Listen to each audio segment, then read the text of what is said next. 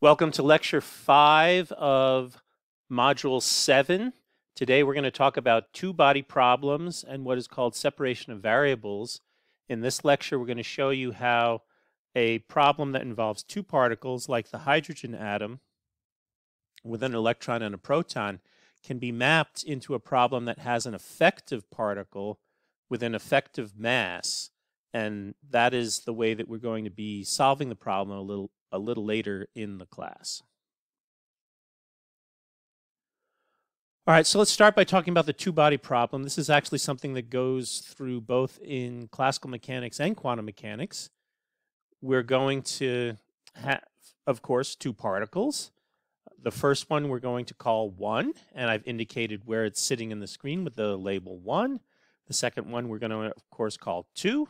And then we have to come up with our coordinates. You can see there's an origin in the lower left of the screen. And so we just draw two vectors, one from the origin to particle 1, one from the origin to particle 2. Those are the two positions of the particles, R1 and R2.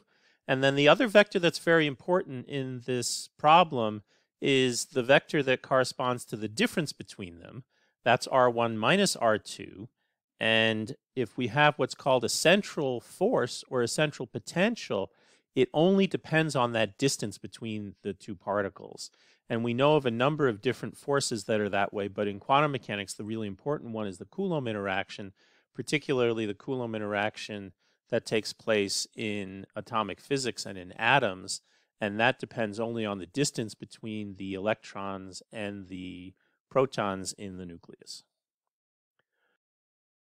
You probably covered in classical mechanics the idea of what a center of mass was and what relative coordinates were. And I'm going to remind you what that is, because oftentimes I find students have a little bit of trouble remembering this and being able to work comfortably with center of mass. I do just want to remind you that I'm sure you have seen this already. We're going to do the same thing as what we did in classical mechanics and quantum mechanics. So I'm going to define a center of mass coordinate or center of mass position, big R vector operator, and it's going to be a weighted sum of the different position operators weighted by their respective masses, and then I have to divide by some mass in order to get the dimensions to work out right, and we choose to divide by the total mass. It turns out that this is the right thing to divide by, as we're going to see when we look at the canonical commutation relation. If we chose the wrong factor here, we wouldn't get the canonical commutation relation to work out correctly. So the center of mass position operator is M1 R1 plus M2 R2 divided by the sum M1 plus M2. Now, if you think about this, we have now been weighting the positions by the masses. And now we want to figure out what is the same average coordinate or average operator for the momentum. Now, momentum is already weighting by the mass, because remember, momentum is mass times velocity. So the simplest thing to try is simply to sum the momentum, P1 plus P2. And let's check to see whether or not that works. It, of course, also has the same connotation as the average or total momentum of the system. Now, the requirement that we have is we want to make sure we're going to get a canonical commutation relation between the center of mass position and the total momentum. We're going to call these the average quantities. So I'll also call it the average position and the average momentum. So how do we check? We just plug in the definitions and compute. So we've plugged in the definition of what the center of mass position operator is and what the total momentum operator is. You can see there's a factor there of M1 plus M2 that I can factor out. And now I simply have to remember that all of the operators that correspond to the one particle commute with the operators that correspond to the two particle. So even though this looks like I have a FOIL of 4 terms, 2 of them are immediately 0. Commutator of R1 with P2 and commutator of R2 with P1, they're both 0. So then I just collect the other 2 terms, and you see that there are masses that factor out. The first one has an M1 and is the commutator of R1I with P1J. We know that that is IH bar delta IJ, and similarly with the second commutator, the R2I P2J, that's also IH bar delta IJ. And then you see, because they're the same, I can factor that out, and I'm going to get an M1 plus M2 over an M1 plus M2. That's going to equal 1. And so we are going to get this canonical commutation relation. So let me show you how that works. That's substituting in what each commutator was, and then when we put them together, we recognize that we just get the ordinary canonical commutation relation. So that's great. We've checked it and we verified that these average operators do satisfy the canonical commutation relation. So the next thing we're off to is we're going to now look at the relative motion. And of course, it shouldn't surprise you that the relative motion is going to involve the difference between operators. For position, it's just the difference in the position, r1 minus r2. For momentum, we have to think again. If we use the same logic that we did last time, noticing that this is not weighted by the mass, then it seems like I have to remove the mass from the momentum before I take the difference. And indeed, that is what we're going to want to do. The relative momentum is then going to be, I need some net factor of mass. I'm going to come back to that factor out in front. But you see, I'm taking a P1 over M1 minus a P2 over M2. That's then the analog of R1 minus R2. It's kind of like a V1 minus V2. The mass that goes out in front is not really quite so obvious at all why I would want to pick something quite so complicated as that. I will point out that it is symmetric with regards to 1 and 2, and we would expect whatever factor we have to be symmetric between 1 and 2. And essentially, that factor was chosen in exactly that way in order to get the canonical commutation relation to work out. So we're going to go through and verify that that is actually the case. I do also want to point out that it is highly non-trivial that you end up putting in this inverse weighting by the mass. And in fact, I have seen a number of quantum mechanics textbooks that actually get this wrong, and they say the relative momentum is P1 minus P2. So you do have to be careful with how this relative momentum is defined in order to make sure you do it correctly, and the steps that we're taking are guaranteeing that you're going to get it correct. So let's go ahead and calculate that commutation relation between the two. There's a simple factor that I can factor out, so I'm going to just pull that factor out, and then I have this R1I minus R2I with the P1J over M1 minus P2J over M2. Again, the cross terms are all 0 because all 1 operators commute with all 2 operators, so I'm just left with the direct terms. And you can see, R1I P1J, that's just a IH bar delta IJ. Similar with the second term, it's an IH bar delta IJ. And you can see we're getting the exact same thing as we got before. We're going to end up with a net factor in front that is going to be a number 1. And so we're going to get this canonical commutation relation. All right, that's great. We've now verified that both of these operators do satisfy the canonical commutation relation. Unfortunately, we're not done yet, because we really want these two operators to be independent of each other, just like R1 and R2 and P1 and P2 are each independent of each other. We want to make sure that these big R's and little r's are independent of each other. So to do that, and that's what would be called separation of variables, to do that, we have to make sure that those average and relative operators commute with each other. Now, obviously, the average position and the relative position commutes with each other, as does the average momentum and the relative momentum, because position operators and momentum operators always commute with themselves. We have two operators we really have to check. We have the big Ri with the little pj, and we're also going to have the little Ri with the big pj. We're going to do the big Ri with the little pj first, and then we'll do the other. We just substitute in what these operators are, and we're going to pull out the common factor, m1, m2 over m1 plus m2 squared. I have an m1 r1i plus m2 r2i, and I have a p1j over m1 minus a p2j over m2. Cross terms, again, don't contribute, so we can factorize that into the two direct terms. Each of those gives me an IH bar delta ij. So I can factor that out. And now you can see they have the same prefactor in both, but there's a minus sign there. So these guys are going to cancel. They're going to give me 0. And so we just get 0. And indeed, that's what we were hoping to get. So this is great. And now we have the other one we have to check. That's little ri with big pj. This is much simpler because little ri and big pj are both simple combinations. You can see there's a minus sign there. And now, again, the cross terms give 0, so I just have the two direct terms. You can see there's a minus sign there. And, of course, each of them is going to give me the IH bar delta ij, but with the minus sign, they're going to just cancel, and I get 0 there as well. And so we have now verified that, indeed, it is true that these operators are independent of each other. And when we have that situation, that's something that we call separation of variables. So to separate variables, we want to come up with operators that commute with each other. we're going to be working with a Hamiltonian, so let's go ahead and calculate what the kinetic energy is. It's pretty simple to do this. Kinetic energy is just the sum of the P1 squared over 2m plus the P2 squared over 2m.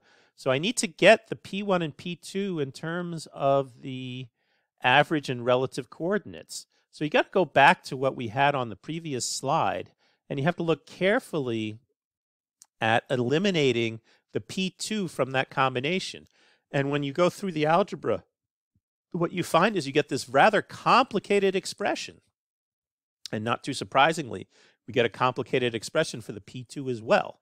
Okay, this is what it is. The fact that it's a little complicated should not unnerve us. It should not get us nervous about continuing in the calculation, because after all we have to do is square this, and then, there's some big common factors out. I can just continue to keep those factorized out when I do the calculation, so I shouldn't be too nervous about that.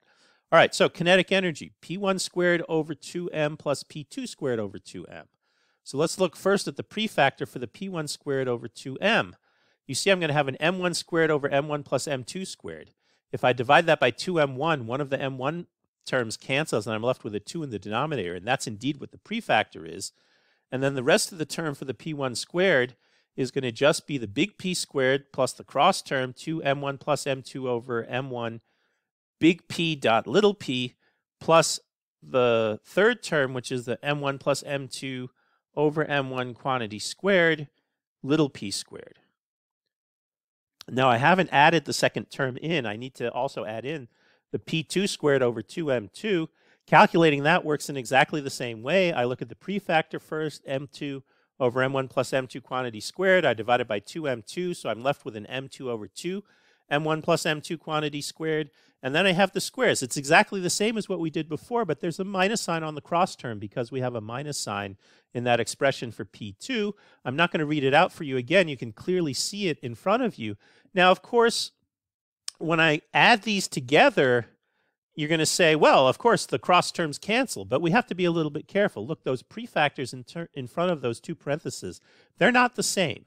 But now let's look at the first line. Look at that cross term. You see the m1s cancel, and one of the m1 plus m2s cancel, and the 2's cancel. So I'm left with a net of 1 over m1 plus m2.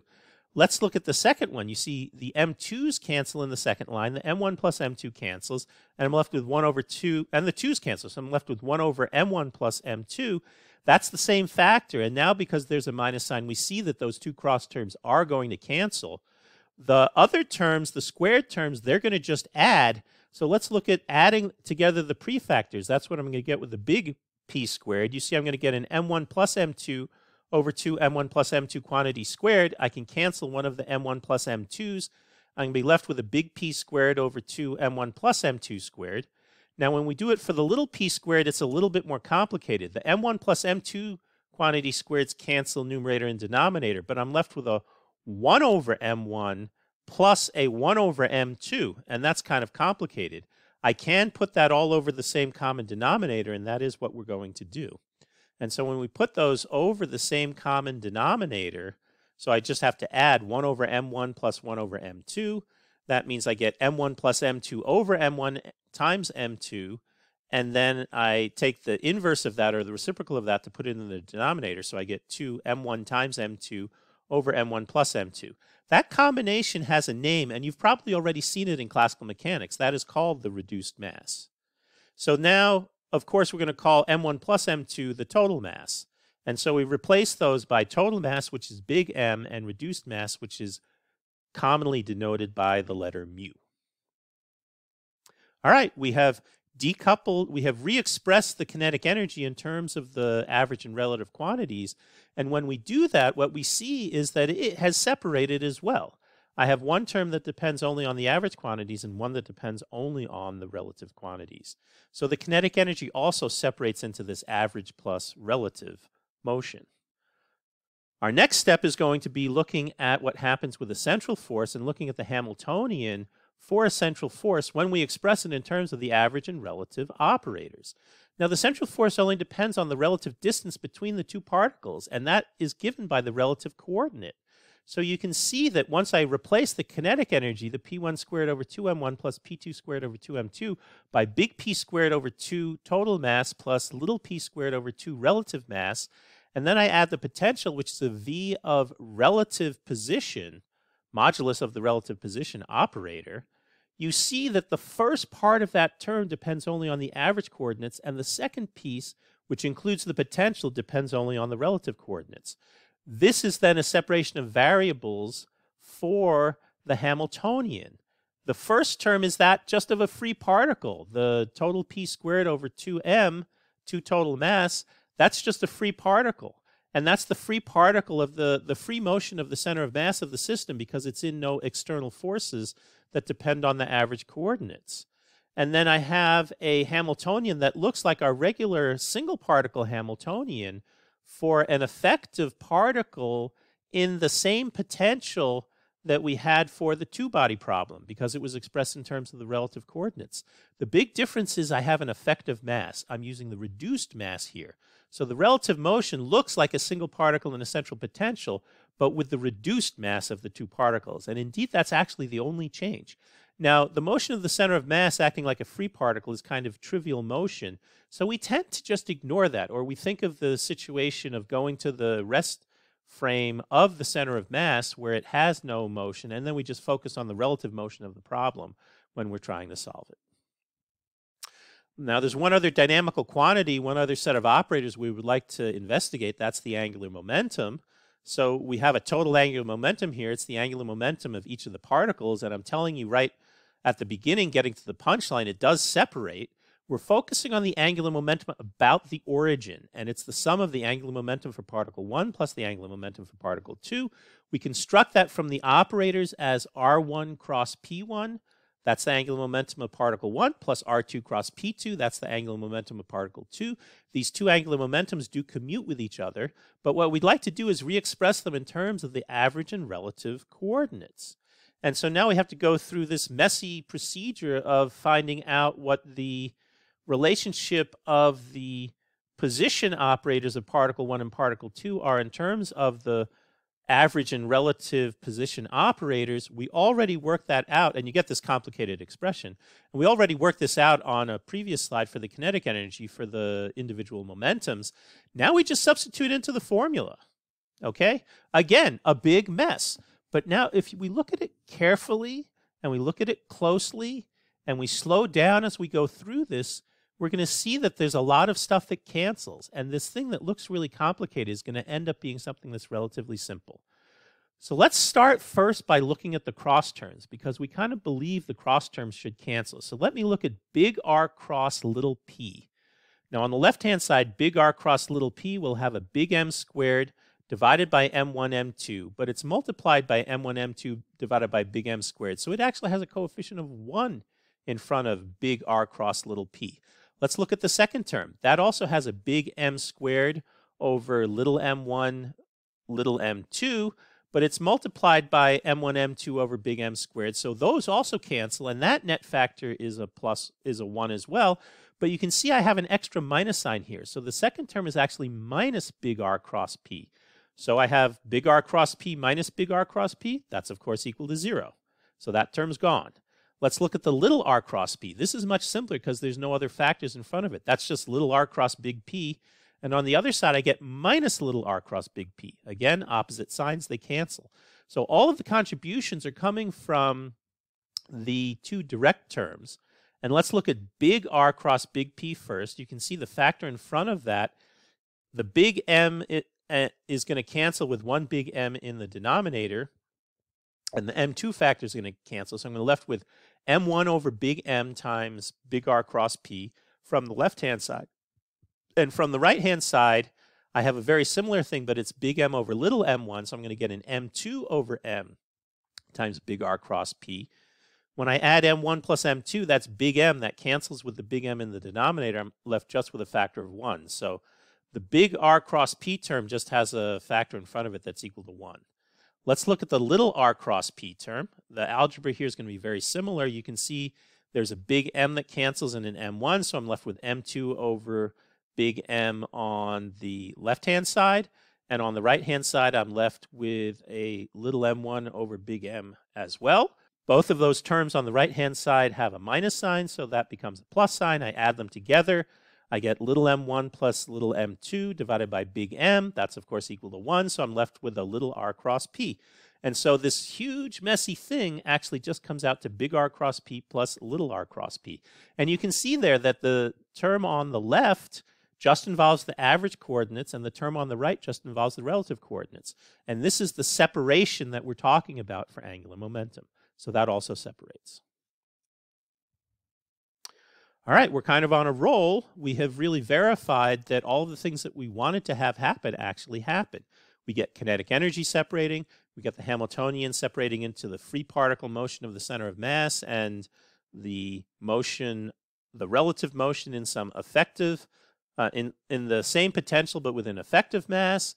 We get angular momentum decomposing into average and relative motion as well. Basically, we're done. So let's go ahead and summarize. When we convert the two-body problem into the average and relative position and momentum operators, we find that the motion separates into the average motion, which is that of a free particle, and so it's trivial. There are no forces on it. And the effective mass in that average problem is the total mass. And then the relative motion, which in a central potential has the same potential for the effective single particle problem as it does for the two particle problem, and the effective mass is the reduced mass. Now you may think, well, this is great. What would happen if I looked at three particles interacting? Do I also get the same thing with average and relative motion? No, it doesn't work. Only the two-particle problem works. But it is pretty amazing that every two-particle problem can be mapped onto an effective single-particle problem when it's in a central force. We also showed that the angular momentum also separates into the angular momentum of the center of mass or of the average coordinates and the angular momentum relative or about the center of mass. And that now takes us to the end of Lecture 5 of Module 7.